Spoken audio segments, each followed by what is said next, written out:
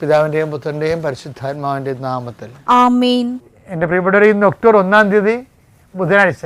അമ്മേ പരിശുദ്ധമേ, അമ്മേ പരിശുദ്ധമേ, ദൈവമാതാവേ, കൃപാസനത്തിലൂടെ ഞങ്ങളുടെ ദേശത്തിനും അമ്മ മധ്യസ്ഥം തേടി തന്ന എല്ലാ അനുഗ്രഹങ്ങൾക്കും കൃപകൾക്കും ഞങ്ങളിപ്പോൾ ഹൃദയം നിറഞ്ഞ നന്ദി പറയുന്നു. അമ്മേ പരിശുദ്ധമേ, അമ്മേ പരിശുദ്ധമേ, ദൈവമാതാവേ, 2004 ഡിസംബർ 7 തീയതി ഉച്ചകഴിഞ്ഞ് 2:30 കൃപാസനത്തിൽ സംഭവിച്ച അമ്മയുടെ പ്രത്യക്ഷപ്പെടലിനെ കുറിച്ച് തിരുസഭയ്ക്ക് സമർപ്പിച്ചിരിക്കുന്ന പഠനരേഖകളുടെ മേൽ സഭാത്മകമായ പഠനം ആരംഭിക്കുവാൻ ഞങ്ങൾ പ്രാർത്ഥിക്കുന്നു.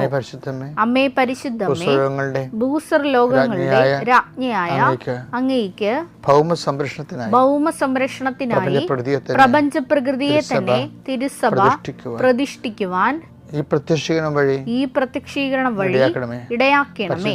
പരിശുദ്ധമേ, ജപമാല മാതാവേ, സകല കൃപാസനം പ്രാർത്ഥനകളോടും ചേർത്ത് ഞങ്ങളിപ്പോൾ പ്രാർത്ഥിക്കുന്ന ഈ കുടുംബത്തിന്റെ പ്രത്യേക നിയോഗം പറമക്കളെ,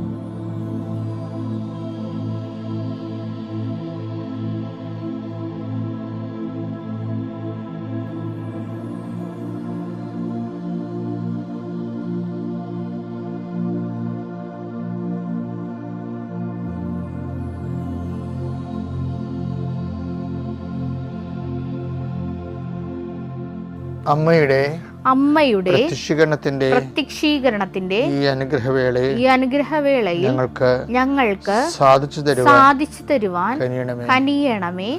ആമേൻ. വിശ്വാസ പ്രമാണം. സർവശക്തനായ പിതാവും ആകാശത്തിന്റെയും ഭൂമിയുടെയും സൃഷ്ടാവുമായ ദൈവത്തിൽ ഞാൻ വിശ്വസിക്കുന്നു. അവിടുത്തെ ഏകപുത്രനും ഞങ്ങളുടെ കർത്താവുമായ ഈശോ മിശിഹായിലും ഞാൻ വിശ്വസിക്കുന്നു. ഈ പുത്രൻ പരിശുദ്ധാത്മാവിനാൽ ഗർഭസ്ഥനായി കന്യകാമറിയത്തിൽ നിന്ന് പിറന്ന് പൊന്തിയോസ് പീലാത്തോസിന്റെ കാലത്ത് പീഡകൾ സഹിച്ച് കുരിശിൽ തറയ്ക്കപ്പെട്ട് മരിച്ച് അടക്കപ്പെട്ട് പാതാളങ്ങളിൽ ഇറങ്ങി മരിച്ചവരുടെ ഇടയിൽ നിന്ന് 3-ാം നാൾ ഉയർത്ത് സ്വർഗത്തിലേക്ക് എഴുന്നള്ളി സർവശക്തിയുള്ള പിതാവായ ദൈവത്തിന്റെ വലതുഭാഗത്തിരിക്കുന്നു. അവിടെ നിന്ന് ജീവിക്കുന്നവരെയും മരിച്ചവരെയും വിധിക്കുവാൻ വരുമെന്നും ഞാൻ വിശ്വസിക്കുന്നു. പരിശുദ്ധാത്മാവിലും ഞാൻ വിശ്വസിക്കുന്നു. വിശുദ്ധ കത്തോലിക്കാ സഭയിലും പുണ്യവാന്മാരുടെ ഐക്യത്തിലും പാപങ്ങളുടെ മോചനത്തിലും ശരീരത്തിന്റെ ഉയർപ്പിലും നിത്യമായ ജീവിതത്തിലും ഞാൻ വിശ്വസിക്കുന്നു. ആമേൻ. സ്വർഗ്ഗസ്ഥനായ ഞങ്ങളുടെ പിതാവേ, അങ്ങയുടെ നാമം പൂജിതമാകണമേ. അങ്ങയുടെ രാജ്യം വരണമേ. അങ്ങയുടെ തിരുമനസ് സ്വർഗത്തിലെ പോലെ ഭൂമിയിലും ആകണമേ. അന്നു വേണ്ടുന്ന ആഹാരം ഇന്ന് ഞങ്ങൾക്ക് തരണമേ. ഞങ്ങളോട് തെറ്റ് ചെയ്യുന്നവരോട് ഞങ്ങൾ ക്ഷമിക്കുന്നത് പോലെ ഞങ്ങളുടെ തെറ്റുകൾ ഞങ്ങളോടും ക്ഷമിക്കണമേ. ഞങ്ങളെ പ്രലോഭനത്തിൽ ഉൾപ്പെടുത്തരുതേ, തിന്മയിൽ ഞങ്ങൾ രക്ഷിക്കണമേ. ആമേൻ. നന്മ നിറഞ്ഞ മറിയമേ, സ്വസ്തി. കർത്താവ് അങ്ങയുടെ കൂടെ സ്ത്രീകളിൽ അങ്ങ് അനുഗ്രഹിക്കപ്പെട്ടവളാകുന്നു. അങ്ങയുടെ ഉദരത്തിൻ ഫലമായി ഈശോ അനുഗ്രഹിക്കപ്പെട്ടവനാകുന്നു. പരിശുദ്ധ മറിയമേ, തമ്പുരാന്റെ അമ്മേ, പാപികളായ ഞങ്ങൾക്ക് വേണ്ടി ഇപ്പോഴും ഞങ്ങളുടെ മരണസമയത്തും തമ്പുരാനോട് അപേക്ഷിക്കണമേ. ആമേൻ. കർത്താവ് നിന്റെ ഉന്നതമായ നാമത്തിന് സ്വസ്ഥം ചെയ്യുന്നു. കർത്താവ് നിന്റെ വിശുദ്ധ പൗരോഹിത്യത്തെ മഹത്വപ്പെടുത്തണമേ. കർത്താവ് സഭയിലുള്ള സാന്നിധ്യം പ്രകടമാക്കണമേ. 19 വർഷം ഞാൻ അർപ്പിച്ച കൃപാനയുടെ യോഗ്യതയാണ്. കൃപാസ്ഥാനത്താരെ ജീവനോടെ പ്രത്യക്ഷപ്പെട്ട പരിശുദ്ധ അമ്മയുടെ മാധ്യസ്ഥത്തിലെ ഞാൻ മക്കളെ കർത്താവിൻ്റെ നാമത്തിൽ ആശീർവദിക്കുന്നു. അമ്മ പരിശുദ്ധ ദേവമാതാവ്, സഞ്ചാരി മാതാവ്, സമയത്തിന് അധികാരി, നിൻ്റെ കൂടെ നിൻ്റെ വലത്തും ഇടത്തും വീട്ടിലും വഴിയിലും ജലത്തിലും കരയിലും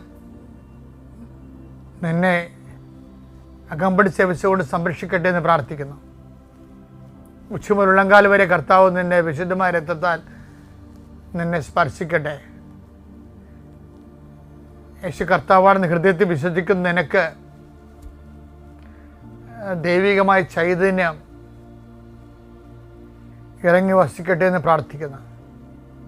ഭക്തി നഷ്ടപ്പെട്ടവരുണ്ടാകാം, പ്രാർത്ഥന നഷ്ടപ്പെട്ടവരുണ്ടാകാം, വിശ്വാസം തണുത്തു പോയവരുണ്ടാകും. അവരവരെല്ലാം കർത്താവ് ശക്തി പ്രവർത്തിക്കട്ടെ. ചില വീടുകൾ ഭവനരഹിതരുണ്ടാകും, ഭവനത്തിൽ സമാധാനം ഇല്ലാത്തവരുണ്ടാകും. ഇവിടുന്ന് വല്ലപാടും പോയി ഒളിച്ചാൽ മതി, ഇറങ്ങിപ്പോയാൽ മതി എന്നൊക്കെ ചിന്തിച്ചുകൊണ്ട് വേദനിച്ച് ജീവിക്കുന്നവരുണ്ടാകും. ചില വ്യക്തികളെ കൊണ്ട് നീ വേദനിക്കുന്നുണ്ടാകും. അവരെ കർത്താവിൻ്റെ നാമത്തിൽ ഞാൻ ബന്ധിക്കുന്നു. കർത്താവ് ജീവിതമാർഗങ്ങൾ നഷ്ടപ്പെട്ടു പോയവർ, ജീവിതമാർഗങ്ങൾ ലഭിക്കുമെന്ന് വിചാരിച്ച് പ്രതീക്ഷിച്ചിരുന്ന വിഷയം കയ്യിൽ നിന്ന് വിട്ടുപോയവർ, സങ്കടപ്പെട്ട് കർത്താവെ അവർ ഒരു തരത്തിലും സമാധാനമില്ലാതെ വിഷമിക്കുന്നുണ്ട്. പല പല ബന്ധങ്ങൾ വിട്ടുപോയത് കാരണം, പല പല തരത്തിലുള്ള പരാജയങ്ങൾ വന്നുപോയത് കാരണം, പല ആശിച്ചിരുന്ന പല വിഷയങ്ങളും കയ്യിൽ നിന്ന് വിട്ടുപോയത് കാരണം, പ്രതീക്ഷിച്ചിരുന്ന റിസൾട്ട് കിട്ടാതിരുന്നത് കാരണം വേദനിച്ച് ജീവിക്കുന്നവരുണ്ട്. കർത്താവെ അവർക്ക് പുതിയൊരു ജീവിതം നൽകണമെന്ന് പ്രാർത്ഥിക്കുന്നു. ഇനി ഇതുപോലെ പോട്ടെ, എങ്ങനെയും പോയി ഒടുങ്ങട്ടെ, തീർന്നല്ല എന്ന് വിചാരിച്ചുകൊണ്ട് നിരാശപ്പെട്ട് സ്വയം പരാഗി ജീവിക്കുന്നവരുടെ മേൽ കർത്താവിൻ്റെ രക്തം തളിക്കപ്പെടെ എന്ന് പ്രാർത്ഥിക്കുന്നു.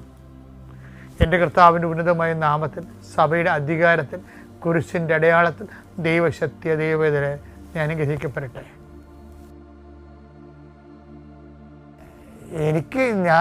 ഞാനുമായിട്ട് ഞാൻ യുദ്ധം ചെയ്യുന്ന ഒരു സംഭവം ഇതാണ് എന്നോട് തന്നെ. കാര്യം ലവ് എന്ന് പറയുമ്പോൾ അണ്ടർസ്റ്റാൻഡിങ് ലവ് ആണ് വേണ്ടത് ശരിക്കും. അതാണ് ഈശോ പറയുന്നത്, അപ്പോസ്തലന്മാർ ഉറങ്ങിയില്ലേ ഗെത്സമേനിൽ, അവിടെ ഈ അണ്ടർസ്റ്റാൻഡിങ് ലവ് വർക്ക് ചെയ്യുന്നുണ്ട്. മത്തായി 26:41. ആത്മാവ് സന്നദ്ധമെങ്കിലും ശരീരം ബലഹീനമാണ്. അണ്ടർസ്റ്റാൻഡ് ചെയ്യണം, ശരീരം ബലഹീനമാണ്. എന്താ സംഭവിച്ചാൽ അവിടെയും ഈ ശരീരത്തിൻ്റെ വിഷയമാണേ. അതും ഇത് ഭക്ഷണം, മറ്റത് വിശ്രമം. ഈ ഭക്ഷണത്തെയും വിശ്രമത്തെയും ചില സമയത്ത് നമ്മൾ ബലഹീനമായ ശരീരം ചിലപ്പോൾ കൽപ്പനകൾ ലംഘിക്കണ കാണാം. പക്ഷെ അതിൻ്റെ പേരിൽ അങ്ങനെ ഒരു കർക്കശമുള്ള റബി ആയിട്ട് ഈശോ മരണില്ല. മറിച്ച് എന്താണ് അവർ പറയും, നിങ്ങൾ ഉറങ്ങി വിശ്രമിക്കുകയാണോ, എഴുന്നേൽക്ക്, ആത്മാവ് സന്നദ്ധമാണെന്ന് എനിക്കറിയാം. അത് അണ്ടർസ്റ്റാൻഡിങ്, ശരീരം ബലഹീനവും. അപ്പോൾ വക്രത്തിൽ പോലും ഈശോ മനുഷ്യനെ മനസ്സിലാക്കുന്ന ഒരു ദൈവമാണ്. ഈ ഈശോനെയാണ് നമ്മൾ ലോകത്തിന് കൈമാറണമെന്ന് ഞാൻ എന്നെപ്പോലുള്ളവർ ആഗ്രഹിക്കുന്നത്. എന്താണ്? അണ്ടർസ്റ്റാൻഡിങ് ഇല്ലാവും. ഇനി ഈ മനുഷ്യരാശിക്ക് വേണ്ടി ഈശോ മരിക്കും. അതാണ്. അപ്പോൾ വെറുതെ ഒരു ആശയപരമായ സ്നേഹമല്ല, വളരെ പ്രായോഗികമായ. അതാണ് സ്നേഹത്തിന് വേണ്ടി ജീവൻ ബലിയടക്കുന്നതിനേക്കാൾ വലിയ സ്നേഹം ഇല്ല എന്നൊക്കെ പറയണില്ലേ. യോഹന്നാൻ 15:13. സ്നേഹിതർക്ക് വേണ്ടി ജീവൻ അർപ്പിക്കുന്നതിനേക്കാൾ വലിയ സ്നേഹമില്ല. അതാണ് ഈശോ. ഈ ഈശോനെ കൈമാറണമെന്നാണ് മറ്റുള്ളവരും ആ ദൈവസ്നേഹം അനുഭവിക്കണമെന്ന് മാത്രമാണ് കൃപാസനം ആഗ്രഹിക്കുന്നുള്ളൂ. അപ്പം അതുകൊണ്ട് തന്നെ ഞങ്ങൾ ഈ ഈശോനെ കൈമാറാൻ നിങ്ങളുടെ സ്റ്റാറ്റസ്, ചിലക്കാർ ജീവിതകാലം മുഴുവനും സ്റ്റാറ്റസിന് വേണ്ടി ജീവിക്കുന്നവരില്ലേ. ഏറ്റവും വലിയ പ്രലോഭനം എന്ന് പറഞ്ഞാൽ സ്റ്റാറ്റസാണേ. ഏറ്റവും വലിയ പ്രലോഭനം. നമ്മളവർക്കും സെക്സാണ്, അധികാരമാണെന്നൊക്കെ പറയല്ലേ. പക്ഷേ സ്റ്റാറ്റസാണ് ഏറ്റവും വലിയ പ്രലോഭനം.